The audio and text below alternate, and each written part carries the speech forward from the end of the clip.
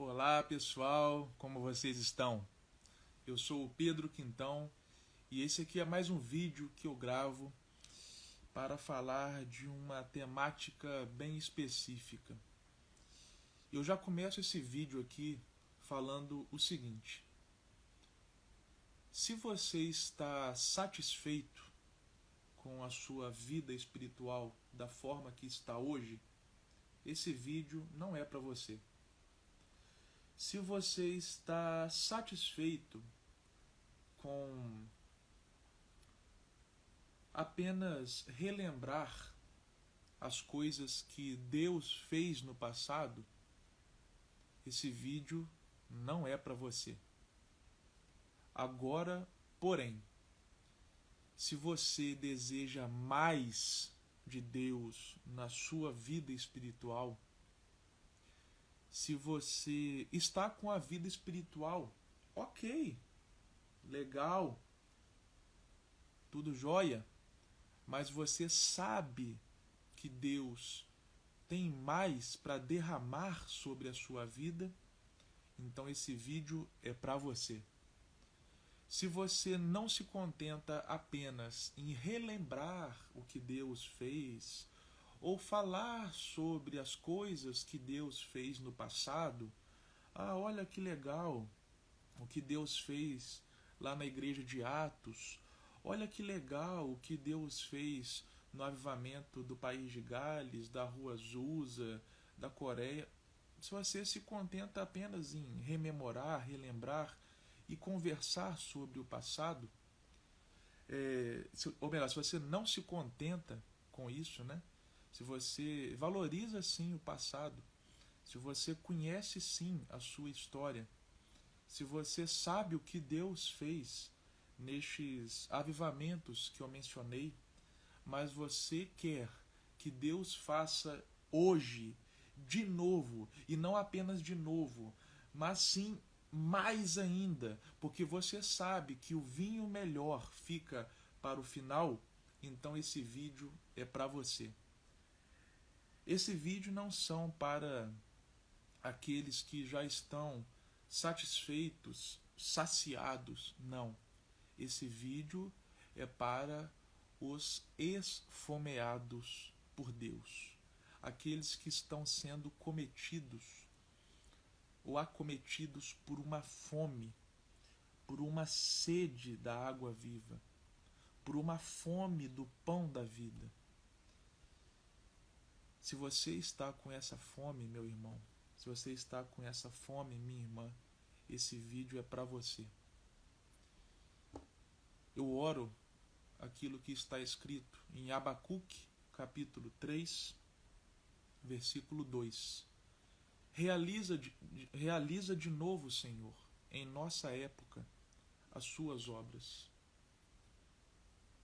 Não tem um dia que eu não ore para que Deus faça de novo.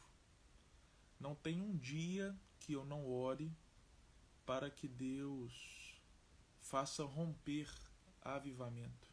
Sim, estamos em 2023. Há pouco tempo, há poucos dias, aconteceu o avivamento em Asbury, na Universidade de Asbury, em Kentucky, Estados Unidos. E glória a Deus por isso, fiquei muito feliz com isso. Conversei com um irmão que estava lá. Mas eu quero ver avivamento aqui na minha cidade de Juiz de Fora. Eu quero ver avivamento na minha nação, Brasil. Eu não me contento em apenas ver acontecer na história ou em outros lugares. Eu quero ser participante de um avivamento. E olha só, primeiro de tudo eu quero indicar para vocês esse livro aqui, Os Caçadores de Deus, tá? Os Caçadores de Deus. Eu não acabei de ler o livro ainda, até o marcador está aqui na página que eu parei, mas cara, pelas páginas que eu já li desse livro, eu posso dizer que esse livro aqui é um dos melhores que eu já li na minha vida e está mudando a minha vida, tá? Qual é a história? Eu estava assistindo o Hub Podcast, né, lá do Brunão Morada, e né, toda a galera, e no episódio em que foi o Ângelo Basso. E o Ângelo Basso, ele citou uma história, né? Ele falou de uma história de um pastor que estava pregando e ele foi arremessado para trás e o púlpito rachou no meio, né? E fisicamente, naturalmente falando, era impossível aquele púlpito ter rachado no meio. Então, um sinal que só sendo algo sobrenatural mesmo. E, portanto, foi o poder de Deus que operou isso. E ele contou essa história e falou assim, essa história está no livro chamado Os Caçadores de Deus. Na hora que o Ângelo Basso falou esse nome, né, falou o nome do livro, aquilo já me deu um clique. Por quê? Porque, irmãos, há algum tempo eu tenho sido um caçador de Deus, sabe? Há algum tempo eu tenho pedido mais de Deus. Há algum tempo eu não tenho ficado satisfeito com a minha vida espiritual da forma que ela está, e eu tenho buscado mais e mais e mais de Deus. E só um parênteses aqui, que eu vou abordar isso melhor, mas só para deixar claro. Quando eu falo que eu não estou satisfeito com a minha vida espiritual, não entenda que, Pedro, então você pecou. Pecar eu peco todo dia, você também, né? A Bíblia diz que todos pecaram e estão destituídos da glória de Deus. Mas assim, eu entendo quando a pessoa fala pecado no sentido assim, você fez algo que você saiu dos caminhos do Senhor? Não, absolutamente não. Mas quando eu digo que eu não estou satisfeito com a minha vida espiritual da forma que ela está, não é porque eu pequei. Não, cara. É porque eu sei que Deus tem mais. E por que eu sei que Deus tem mais? Porque eu leio a Bíblia.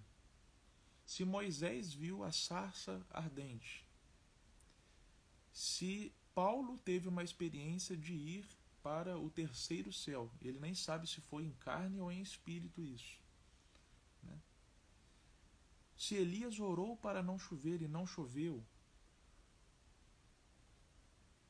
por que eu não posso ter as mesmas experiências que eles tiveram? Se a esposa de Jonathan Edwards levitava enquanto orava, né?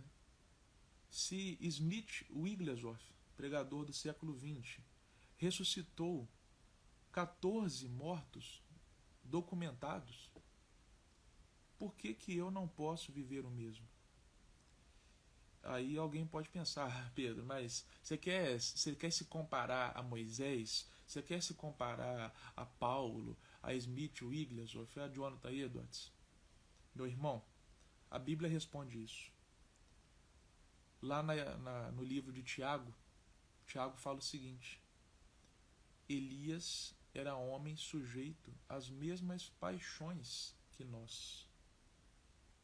Em outras palavras, Elias era homem de carne e osso, pecador igualzinho eu e você. Mas ele orou para não chover e não choveu. Tiago capítulo 5, versículo 17, se eu não me engano. Então a Bíblia já responde essa fala. Sim, nós podemos sim almejar viver não apenas as mesmas experiências que os apóstolos, que os heróis da fé viveram, mas podemos almejar viver experiências ainda maiores. João capítulo 14, versículo 12, não foi Paulo, não foi Moisés, não foi Elias, não foi John Wesley que falou, foi o próprio Jesus Cristo que falou: vocês farão as obras que eu faço, e farão obras ainda maiores do que as obras que eu fiz. Se Jesus falou isso, por que nós vamos... mas fulano era fulano, então... Não, nós podemos viver sim essas experiências. Então eu estou falando isso para responder essa indagação de você quer mais de Deus por quê? Você não está satisfeito com a sua vida espiritual por quê? Por causa disso. Porque eu quero viver tudo aquilo que a Bíblia diz que eu posso viver. Aquilo que os heróis da fé viveram. Se os heróis da fé que viveram não há muito tempo atrás viveram coisas maravilhosas, por que nós não podemos, cara? que nós não podemos? Muitos não querem, porque já estão devidamente saciados com o que a Bíblia chama de banquetes da Babilônia, né? Imagina só, você vai com a sua família numa churrascaria, né? Aí nessa churrascaria você come lá um rodízio, né? Você come lá um rodízio maravilhoso, tal, picanha, maminha, né? Tudo aquilo que um rodízio oferece. Você vai conseguir sair desse rodízio e ir para um rodízio de pizza, por exemplo?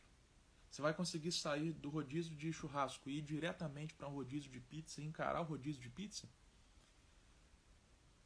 A sua resposta só vai ser sim se você não se alimentou direito no rodízio de churrasco, né? Mas a resposta objetiva é não.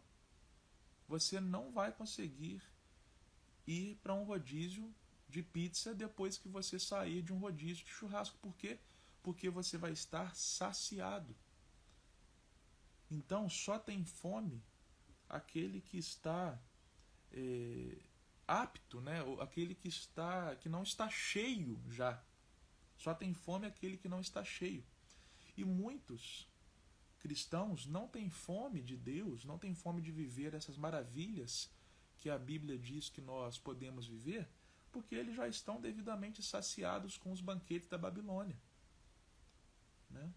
Então, basta uma migalhinha de Deus no culto que já sai de lá, oh, glória a Deus, aleluia, é avivamento. E a pessoa nem sabe o que é um avivamento de verdade, né? Então, eu indico esse livro aqui e eu gostaria de ler algumas coisas desse livro para a gente ir conversando. Olha só o que o autor fala. O que aconteceu com o pão? Ainda levamos pessoas às nossas igrejas e mostramos a elas os fornos onde costumávamos fazer pão.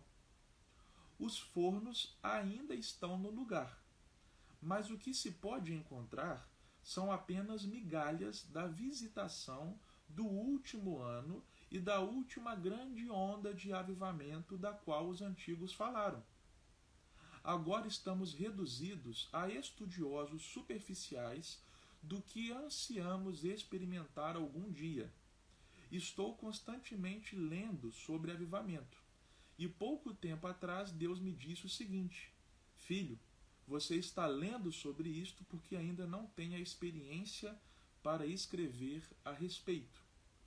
Estou cansado de ler sobre as visitações de Deus em anos passados. Quero que Deus se revele em algum ponto da minha experiência, da minha existência, Quero que Deus se revele em algum ponto da minha existência, para que no futuro meus filhos possam dizer: eu estava lá. Eu sei. É verdade. Deus não tem netos. Cada geração precisa experimentar a sua presença. O conhecimento adquirido pela leitura jamais deveria substituir a experiência da visitação. Foi o que eu falei. Nós temos sim que conhecer a nossa história, nós temos sim que conhecer a história de avivamentos anteriores, nós temos sim que valorizar o que os nossos pais na fé fizeram, viveram, experimentaram, só que nós não podemos nos tornar apenas saudosistas, apenas estudiosos de avivamento. Não, cara, nós temos que querer com todas as nossas forças viver um avivamento. Nós temos que desejar fazer parte de um avivamento. E o autor aqui fala, ele fala sobre o pão. O pão aqui o autor faz uma analogia à presença de Deus, Não é à toa que Jesus é chamado de pão da vida.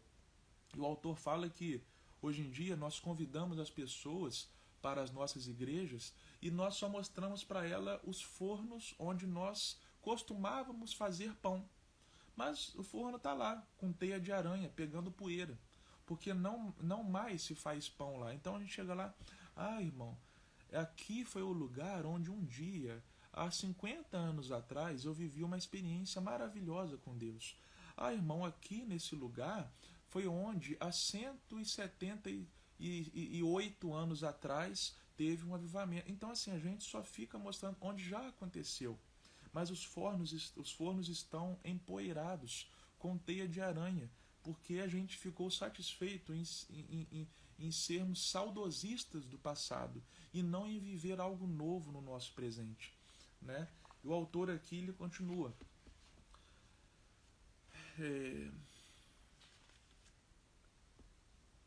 A tática de Satanás foi nos manter tão cheios de lixo que não teríamos mais fome de Deus.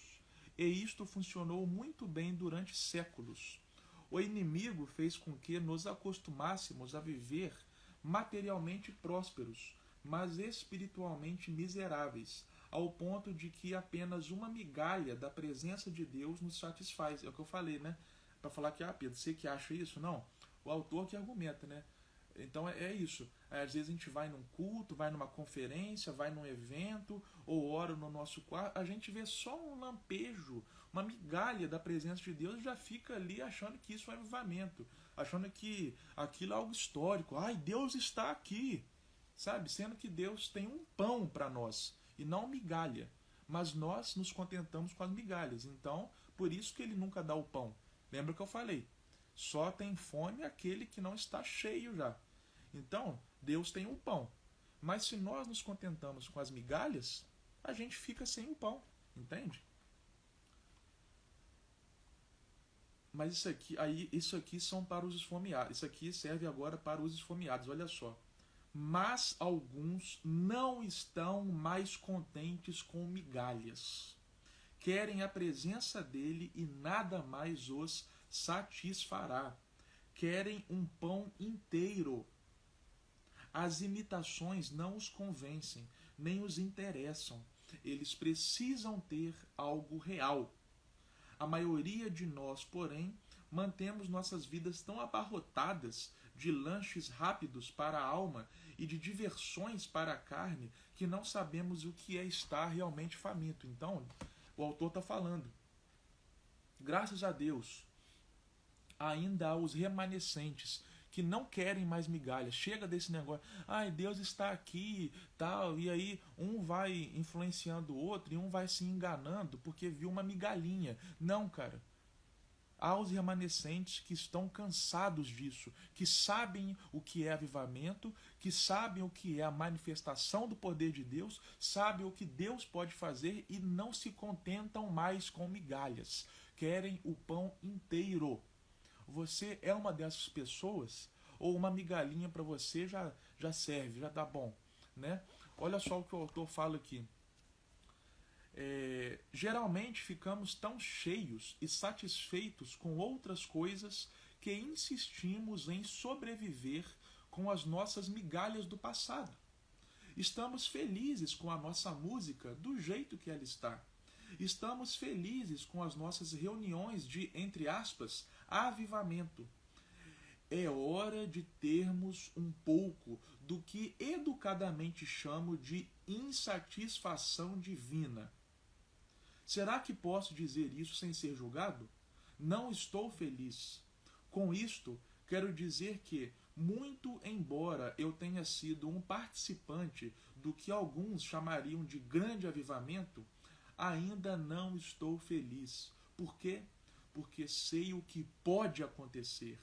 Eu posso capturá-lo, capturar Deus no caso, né? Sei que existe muito mais do que qualquer coisa que eu já tenha visto ou esperado. E isto se tornou uma obsessão santa. Quero Deus, quero mais dele. Cara, como eu disse, isso aqui, esse vídeo, esse livro, essas falas são para os esfomeados, né? São para os que estão insatisfeitos, sabe? Por que insatisfeitos? Porque sabem o que Deus pode fazer, sabem que o melhor vinho fica para o final. Mas enquanto nós não formos esfomeados, meu irmão e minha irmã, qual música vão cantar hoje? Vamos cantar o que a gente já sabe mesmo, né? Para não perder tempo aqui. Canta a música que cantou semana passada, uma da retrasada. O que eu vou pregar hoje? Eu vou pregar um sermão que já está pronto aqui, porque eu não quero perder tempo. Gente, os esfomeados por Deus, eles sabem, cada culto, cada oração, cada devocional é uma expectativa. É uma expectativa da visitação de Deus. Porque lá em Atos 2 fala que o Espírito Santo veio como fogo e veio de repente. Ninguém sabia a hora, ninguém marcou no calendário, ninguém marcou no relógio. Sabe? Sim, Jesus falou para eles ficarem em Jerusalém, só isso. Não falou, gente, fica em Jerusalém aí, que no dia tal e hora tal vai descer o Espírito Santo. Não, foi de repente. Foi de repente. Então o autor fala isso, cara, que nós temos que estar insatisfeitos com a nossa própria condição espiritual. E nós devemos desejar mais de Deus, sabe? Porque, como eu falei e repito, para gravar bem na sua cabeça, Deus não nos dá o pão porque nós já estamos satisfeitos com as migalhas. E pronto. As migalhas já nos enchem. E a gente fala, não preciso do pão não, porque as migalhinhas já estão boas. Então, cara, seja um esfomeado por Deus. E assim, o que vai resultar essa fome? Quais serão as consequências dessa fome? Então, você pode pensar, tá? Então, eu tenho que ter fome de Deus, eu tenho que desejar mais de Deus, eu tenho que estar insatisfeito com a minha condição espiritual, porque eu sei que há mais. Mas e aí, onde que nós vamos chegar? Qual vai ser o nosso destino? Bom, o nosso destino será avivamento. O nosso destino será experimentar coisas grandiosas com Deus. O nosso destino será ver o kairós de Deus. Você quer um exemplo? Olha só, um exemplo bem prático para você entender do que eu estou falando. Eu sou membro da primeira igreja batista de Juiz de Fora, unidade Zona Norte. No sábado, dia 11 de março, agora de 2023, nós tivemos normalmente o nosso culto jovem. Né? E foi uma bênção, cara. Foi uma bênção. Nós fomos abençoados pelos louvores, pela palavra. Só que antes do culto, no nosso momento de oração, a gente fez uma oração específica, intencional para Deus. A gente falou assim, Deus, que o Senhor possa nos abençoar com um sinal hoje. Nos dê um sinal de que o Senhor está aqui entre nós. Nós sabemos que o Senhor está, mas nós queremos um sinal visível. E abro parênteses aqui, isso não é falta de fé não, irmão. Gideão pediu um sinal para Deus. Deus gosta de se manifestar de forma visível, como a sarça ardente, por exemplo, como o episódio do Monte da Transfiguração, como lá com Elias, quando o fogo consumiu o altar do holocausto. Enfim, Deus gosta de se manifestar de forma visível. Né? Mas para isso, para nós vermos isso, nós temos que orar. Nós temos que orar. Né? O que precede a ação é a oração. E nós oramos para Deus nos dar um sinal de que Ele estava lá. E aí, enfim, teve o culto, o louvor, a palavra, depois teve um louvor para encerrar o culto. Só que, depois desse louvor para encerrar o culto, todo mundo começou a gritar, mais um, mais um, mais um. E aí todo mundo insistindo, vamos cantar mais um, vamos louvar mais, vamos adorar mais um, mais um. E aí os ministros cantaram mais um louvor. E depois de mais um louvor, tocaram mais um. E depois tocaram mais um. E depois tocaram mais outro. Meu amigo, quando foi ver, Deus entrou naquele lugar. Né? Eu particularmente, eu estava primeiramente de joelhos no altar e depois eu estava deitado no altar. Tamanha era a glória de Deus naquele lugar. Outros estavam chorando, assim como eu estava chorando também. Outros estavam adorando, clamando com os braços erguidos. Outros estavam ajoelhados. Enfim, ninguém ficou normal lá, porque Deus estava no lugar. E aquilo ali, nós ficamos cerca de 1 hora naquele ambiente de adoração. E louvores, e as pessoas orando, oraram no microfone, depois teve testemunho. Cara, ninguém viu o tempo passar. Mas sabe por que ninguém viu o tempo passar? Porque, primeiro, Deus estava lá. E quando Deus está no ambiente, o Cronos, que é o nosso tempo dos homens, que é o nosso tempo cronológico, ele dá lugar para o Kairos. O Cronos é o seguinte, são duas palavras em grego. Ambas significam tempo, mas não é o mesmo tempo, porque, né, a gente pode falar, os dois são tempos. Sim, os dois são tempo, mas são tempos diferentes. O Cronos é o tempo cronológico. Inclusive, na palavra cronológico é oriunda da palavra Cronos. O Cronos é o tempo do relógio, do calendário, né? Ou seja, dias, meses, semanas, anos, enfim, é o tempo dos homens, é o tempo que se conta. O Kairos não. O Kairos é o tempo de Deus. Né? A Bíblia chama até de, algumas traduções chamam até de tempo oportuno, janela espiritual. Né? Por exemplo, quando Deus deu aqueles 2 sonhos para José do Egito, no caso, né, de que ele teria um papel de grande autoridade, o que aconteceu? Deus estava mostrando o Kairos para José, ou seja, Deus estava mostrando para José algo que iria acontecer no futuro. Ou seja, por um momento José teve um vislumbre do Kairos. Né? Outro exemplo, quando Daniel, né, teve aquela interpretação da estátua, a estátua de Daniel, né, que Deus deu a Daniel a interpretação. Cada parte da estátua representava um reino, um império. Ou seja, Daniel viu todos os impérios até o Império Romano, coisa que estava muito longe de acontecer. Mas o que aconteceu? Daniel, teve um vislumbre do Kairos, e portanto ele viu o futuro. Futuro para Daniel, mas que para Deus não tem essa distinção de passado, presente e futuro. Para Deus é tudo um só momento, né? Mas para Daniel era futuro, então naquele momento, Daniel tendo um vislumbre do Kairos, ele viu o futuro.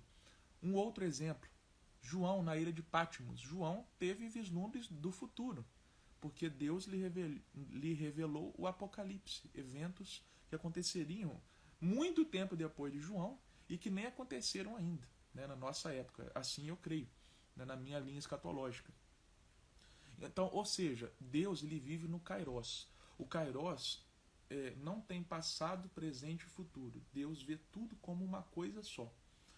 Então, quando Deus está no lugar, o nosso Cronos dá lugar ao Kairos de Deus.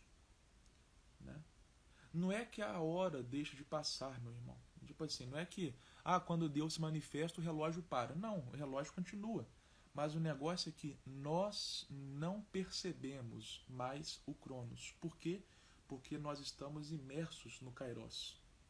Ninguém ali, nesse sábado que eu estou relatando, reparou que passou 1 hora. Né? O nosso líder que falou, gente, sabe quanto tempo a gente está aqui? 1 hora. E todo mundo ficou assim, nossa, sério? Porque ninguém percebeu. Ou seja, repito, não é que o tempo para, o relógio parou. Não, o Cronos continua rodando. Mas nós que estamos imersos no Kairos, paramos de perceber o Cronos. Por quê? Porque nós estamos no Kairos. Então, é isso que acontece. Isso é clássico de avivamento. Por exemplo, lá em Esbórn. Cara, quantos dias as pessoas ficaram lá naquele culto de Esbórn? Quantos dias? Lá na Rua Azusa. Quantos dias as pessoas ficaram lá naquele edifício da Rua Azusa? Então, o Kairos de Deus estava manifestado naquele lugar. Então, assim, cara, nós todos ficamos muito felizes com essa manifestação visível que Deus deu para nós. Não foi avivamento, nós sabemos disso porque nós temos a definição bem clara do que é avivamento. Avivamento é quando há o despertamento dos santos, mas também há uma colheita de almas, ou seja, o avivamento sempre rompe as paredes da igreja. Você vê lá em Esbórn, por exemplo, a imprensa foi lá saber o que estava acontecendo. Né? Pessoas fora daquele contexto ali da igreja são atraídas. Há sinais, há maravilhas. Né? Então o avivamento é uma coisa que atinge a sociedade. é uma coisa que não fica só retida na igreja, é uma coisa que atinge a sociedade. Então, o que nós vivenciamos, nós sabemos que não foi avivamento, mas foi um despertamento, uma visibilidade da presença de Deus. Mas nós sabemos que o dia em que nós vivermos avivamento, nós vamos lembrar desse despertamento que nós tivemos, porque esse despertamento aumentou, atiçou ainda mais o fogo que já há em nós. Então, o que eu quero dizer com esse vídeo aqui de hoje? Seja um esfomeado por Deus, seja uma esfomeada por Deus. Não se contente, cara. Não fique satisfeito com a vida espiritual do jeito que está, porque Deus tem mais, sabe? Deus tem mais. Como que eu sei que Deus tem mais? Como que eu sei que eu já não atingi o topo, já não cheguei no ápice? Como eu falei, é só ler na Bíblia as experiências que aqueles homens e mulheres de Deus viveram, as experiências perdão, que a igreja de Atos viveu, sinais e maravilhas. Olha só, inclusive, para finalizar, o exemplo que o autor dá aqui. Quando eu falo da igreja de Atos, né, não é brincadeira não. Quando eu falo dos apóstolos, não é brincadeira não.